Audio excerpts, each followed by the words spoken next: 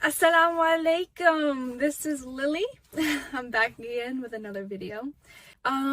So today I wanted to talk about my revert story and how I found Islam. So, to begin with, it's actually a very, very long story. I first learned about Islam during a period of time in which, it's always been kind of controversial, Islam in America. But this was a time in which a lot of things were going on and a lot of hatred was coming out of the world towards Islam. And I really wanted to understand why people were so angry with Muslims and Islam itself.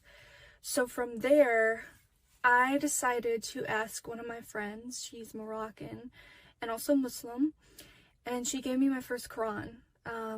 I really had the intention of reading verses inside of it and trying to figure out what people were angry about. But I ended up not doing so because I was only in middle school. I was only like 13, 14 at the time. So I was very childish for the time. Obviously, because I was 12, 13. But I knew that the Quran was a holy book. I knew that it was sacred. So I took very good care of it, and I still have it today. And I was gonna do like a show and tell, but I forgot to bring the book with me. It's Thanksgiving, so everybody's just celebrating right now. But, yeah. And for a couple of years, I was very lost, and I was very, very sad and depressed. And I think a lot of people feel this feeling before they come to Islam. They're really, really searching for a purpose. And I knew I always believed in God, but I did not find God through Christianity. It just wasn't my flavor, I guess you could say. And I know that's probably not the best way to articulate that, but that's the best way I can explain it for right now.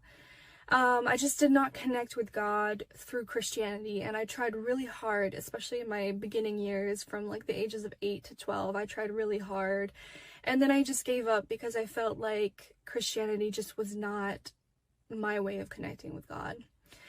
And then fast forward to 2020, March of 2020, I began my journey to Islam. Seriously. I began watching other influencers on YouTube. One name that sticks out to me right now is Omaya Zain. A lot of people know her. She's very, very well known on YouTube and TikTok.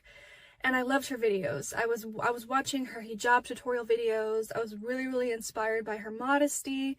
And I really, really wanted to kind of reflect that type of modesty on myself. I thought it was just a beautiful concept. And the idea of getting closer to God by guarding our chastity was something beautiful, our adornments. And so, basically, I got to the point where I wanted to try out hijab. I wanted to see how I felt in it. So I went out a couple of times with hijab. I was not Muslim at the time. I had not taken my shahada, but I was just very interested in the modesty concept. And I began reading and researching Islam. I began reading hadiths. I began reading the surahs of the Quran, and I finally reached a point where I was like, I think this is it. I think this is how I can connect with God. And so I decided to take my shahada. I believe it was the beginning of April, so we were kind of going into Ramadan at that point. And it also was COVID, and so there was this huge lockdown, and there really wasn't a big Muslim community that I could connect with at the moment. But I tried my hardest after I took my shahada in the beginning of April. So that is how I became Muslim, and I've had a very, very long path. It's been a beautiful journey, 2 years in now, as I said in my last video. And yeah, I'm really happy, alhamdulillah, that I've gotten to this point where I'm feeling confident in myself and in my religion and my relationship with God. I think that's the most important thing for any Muslim, is to just be happy and in true connection with God. And to be honest, I had a lot of struggles at the beginning of my journey in Islam. My family wasn't super accepting of it, and over time they softened their hearts and became accepting, and alhamdulillah, we're at this point.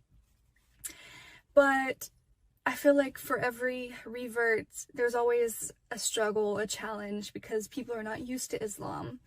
As the saying goes, Islam came as a strange thing and it will leave as a strange thing, and I definitely acknowledge that a lot of people around me probably think it's strange.